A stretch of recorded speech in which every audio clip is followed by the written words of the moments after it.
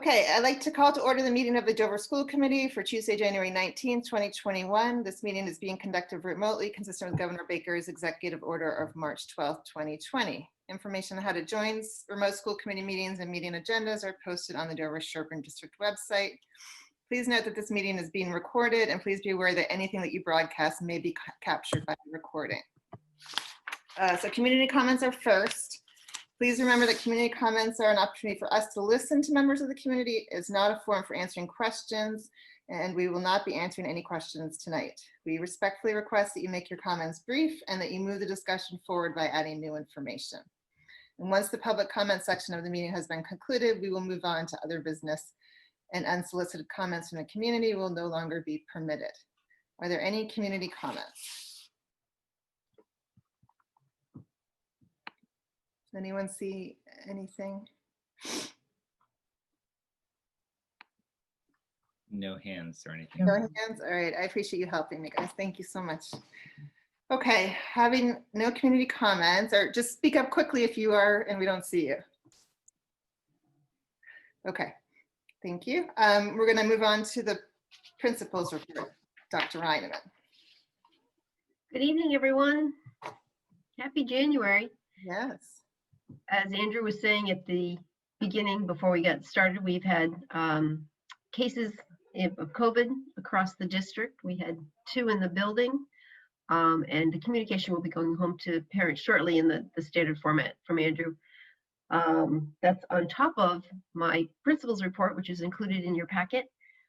As you'll see, we've been busy charging along with our 4 days in and lots of learning going on.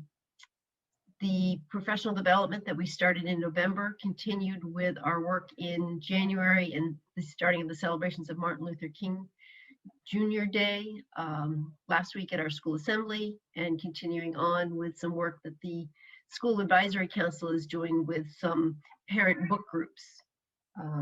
Happy to answer any questions if you have them. Deb, if I could just add, because people have jumped on since we were talking before. Oh, the communication home, we're having trouble with the Aspen program that goes out to our families. So I know our teachers received the letter, but at the moment, I think we still haven't gotten it out to parents. So, okay. But we expect to have that straightened out. Great, thank you, Andrew. Are there any questions for Dr. Reineman?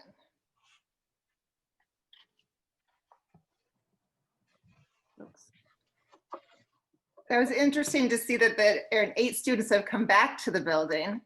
Yes. That speaks volumes, I think, for your leadership and Jim and the teachers and everything that's happening there. So thank you, Brooke. Some came from private school to come back. Even so. Which is wonderful. And I think it's people's increasing comfort with being able to be in the building. So thank you. Yeah, no, that was great to read. Okay, oh, and I noticed Cynthia Shapiro at the end of my report. So she's going to be doing some short-term work? Yes, so we had Kate Marchese, as you may remember, is out on maternity leave. And we had hired someone before the break, and we're ready to go, and the person changed their mind over break. So we worked with Kate McCarthy to bring Ms. Shapiro back to do, we divided the job in half. Ms. Shapiro will be doing the counseling work, and Ms. Partensky will be doing the evaluation side of it. So yeah, we're looking forward to that. Yeah, that's lovely. Give her our best, and it'd be nice to have her back in the building, and I'm sure the kids will be excited to see her too. All right, anything else for Dr. Reineman? Okay, thank you. Great, thank you. We're on to, I'm being so formal tonight, Dawn or Mrs. Fattore? So the warrant report, I think both my reports tonight will be fairly brief, just because we met last towards the end of December. So you have your warrants that have been processed since your last meeting. I'll just highlight that you'll see some CARES reopening because we're continuing to spend those funds. And if you ever want to again, see any of these detailed vouchers, you're free to either stop by, well, actually, probably better to reach out to us here. And again, I always thank Mark for his continued devotion to going and signing all those for us. So thank you. Moving to your monthly report. So you have a monthly report as of January 15th to give you the most up-to-date. You'll see that I've put an FYI that really the narrative hasn't changed, that there were no new pieces of information to report between now and December, but I provided that for you. So as you review the statement, at least you have sort of the variations that we've already reported, and it's sort of a running report. Again, there is actually no new information, really just sort of summarizing where you stand to date.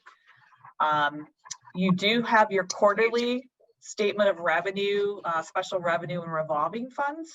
I just want to point out that we're still holding our own for your food services.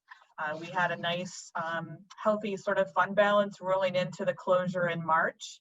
And then again, being back 4 days has definitely been a benefit to the operations of the cafeteria for the 2 elementaries. And so that is actually a nice thing to see, just to let you know, at the region, we're a little bit in the red right now, just because of the number of people who work here, and only having half of our students back. So that's a good thing for the 2 elementary schools. Before I jump into anything else, any questions on any of those statements? Rob, you're really not allowed to ask questions. That's okay. I won't ask then. I'll ask. It's just a clarifying question, but I'll ask another time. It's fine. Yeah, just shoot us an email after something. Is that okay? Just, just stick with protocol. Committee members, are there any questions on these 2 pieces? You can even email us now, Rob, if you want. Exactly. Just on the COVID, the only new update is that they, if you've been watching the news, the use of those funds has been extended.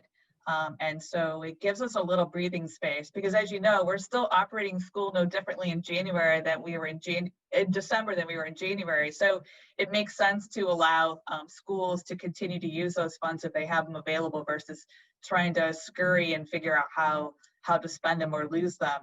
So this gives us a little breathing space to continue to operate in the manner in which we have prior to January 1st. So that was good news for all school districts. And our goal will be to have those completely expended by June 30th, because as Department of Ed has said, these funds were given for reopening for this year. And so that we should hopefully have all the funds spent by June 30th. Okay. Does anybody have any questions for Dawn? I just wanted to clarify, Dawn, these 8 new placements are new since when? I didn't go back and look, I have to admit. Right, so that's your carry number. So that's Okay. 8 new placements since the based on the budget. So it just, that number has increased a little bit, Okay. but there's been 8, I should change that to say 8 unbudgeted Okay. placements. Okay. Thank goodness for that circuit breaker. Exactly. Comes in handy sometimes. Yeah. Okay, anything else, folks? You always make it so easy for us to access, Dawn. I'm very, very grateful and appreciative.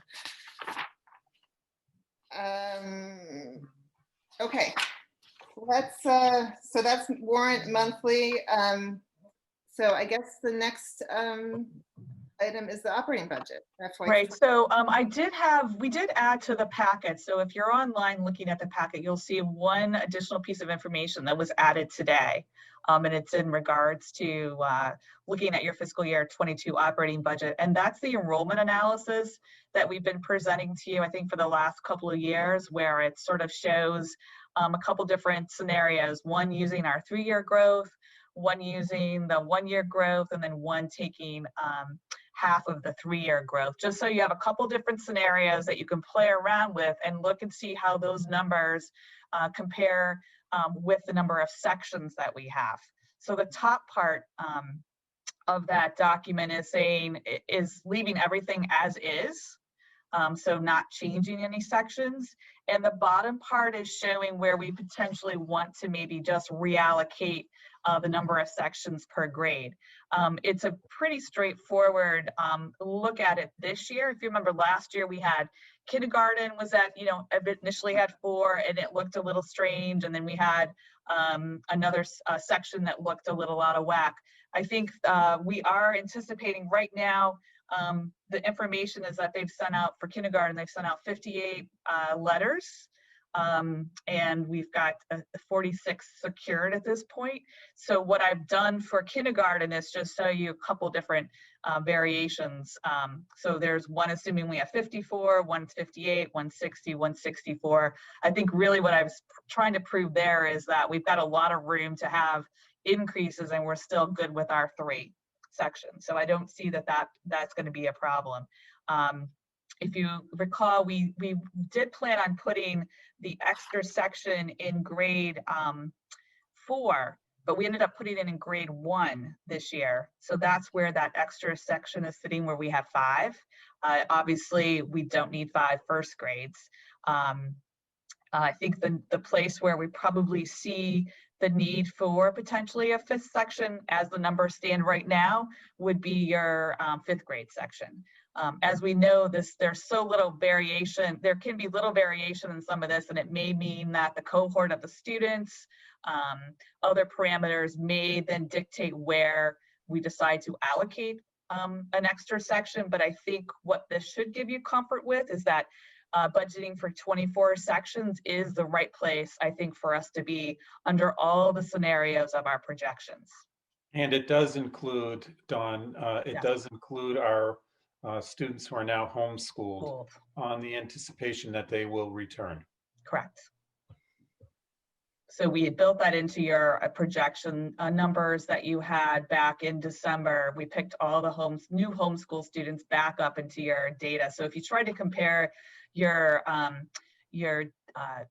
class or your census to actual census, you're going to see that we're increased because we added back all the homeschool students. And I do know there's a few students in private school, and we sort of looked at those a little bit too, but didn't necessarily throw all those back in there. But with growth, then we would be able to pick those students back up, I think, without any issues. Okay.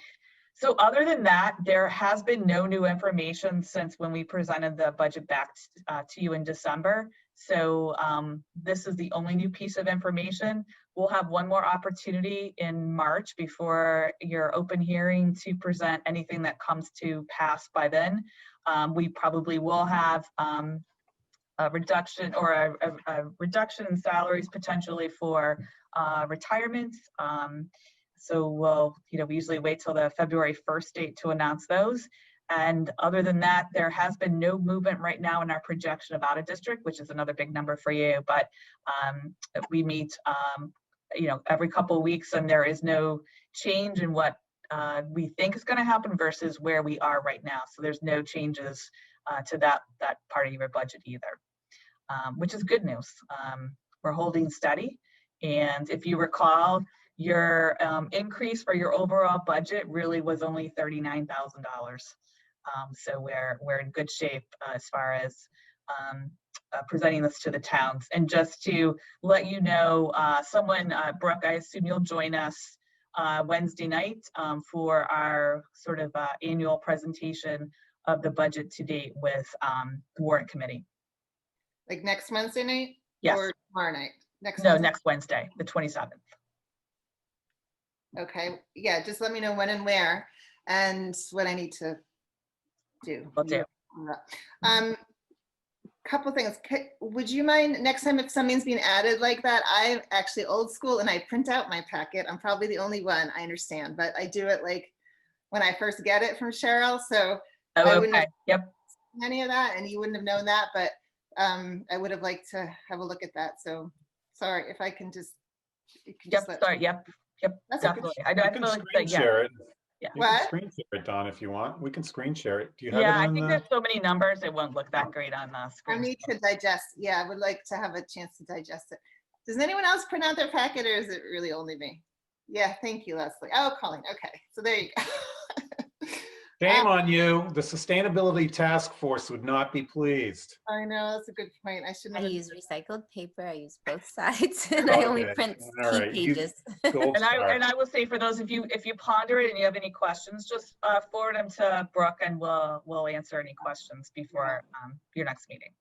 Yeah, that would be interesting to see because, this year was like no other. So what you anticipate coming back to look at like next year. Also, I know, and Sarah, I think I brought this up last time too, but do we need to factor in any DS aid monies into the budget as we look at it? I think we're going to talk about that as probably, that may come up tonight at the JSC meeting, Brooke, and if it doesn't, you could certainly weigh in. There are costs associated with an audit, Mhm. an Which we equity could, audit, yeah, contribute. and they're more than I expected. But we may be able to do that using existing funds, depending on whether we start it this spring or go into the fall. But I think when we're with DS aid on the agenda for tonight, I expect that we'll probably talk about that a little bit. And with If we- things like curriculum and such, the title grants that we have are actually really good access points for those types of acquisitions. So we wouldn't really need to add anything to your operating budget because we have funds that are given to us for purposes like that, that would be a good use of them. Okay, And we have that at all 3 districts. okay, so that's good to know. Team or committee, are there any other questions for Dawn at this point? Budget related? So my understanding, Dawn, is that we go to next Wednesday, present to warrant. We don't foresee any, I shouldn't think, any issues. And then we vote. So at your March meeting, I'll present any updates. Prior to that, then we'll adjourn and do your open hearing, your public hearing of your budget where we do the presentation, Okay, right? And then we'll come back from that and you guys will have a last chance to ask any questions and then you'll formally vote your final budget for fiscal year 22. okay. Does that make sense, folks? Any questions on the process or what happens next? If there are, obviously, just reach out to me if there's anything about the process or the budget, and we can have our budget guru school us. Okay, are y'all set? Are you done? Is that? Yeah, that's all I had tonight. Very brief. And I tell you, we presented the budget about almost a month later this year than we did last year. So obviously with the holiday break and not being that far into January, there isn't a lot of new information Right. necessarily to bring forward tonight. But you don't anticipate? No. And if you look back last year, we had very little activity from the beginning to the end. The only thing we really tweaked was a retirement of a reduction because of the class sizes. And I believe we had to tweak the out of district transportation number, which still could be something, except hasn't really given us updated transportation information yet. So that will probably definitely be something that will be forthcoming in March. Okay, but that we can't really do much about. Right. No. And I don't see it. I prepare the preliminary projected ridership for accept, and I believe we're a little under where we were this year. So if anything, there'll be a reduction versus an increase, which will be nice. Great. All right, folks, anything else for Dawn? Good. Yes. Okay. Moving right along. We have the consent agenda. Oh, thank you, Dawn, as always, I should say. So in your packet, you have our minutes of December 17th. Oh, and the town report, which thank you very much for those that gave us some suggestions. And Mark, I'm sorry I spelled your name wrong, and thank you for picking up on that. So I don't know if that gets edited or what happens, but it's been sent off where it needs to go. So it will appear in I guess the late spring or whenever that comes out. So I guess we need to vote on the consent agenda. Are there any questions on either of those, or do we have a motion to approve it.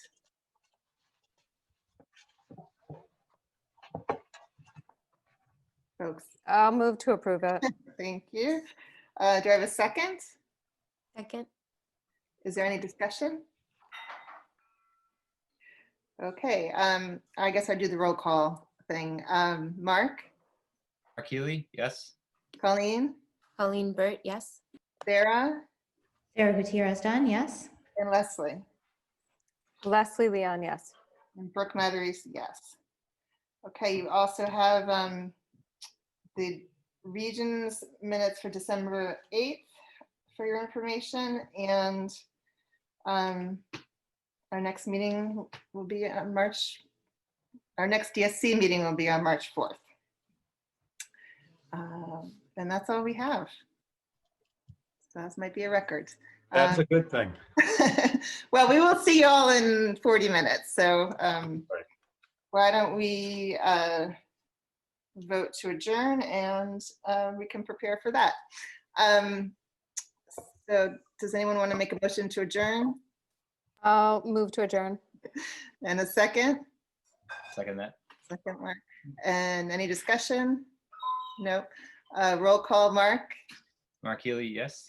Colleen, Colleen Burt, yes. Sarah, Sarah Gutierrez Dunn, yes. and Leslie. Leslie Leon, yes. All right.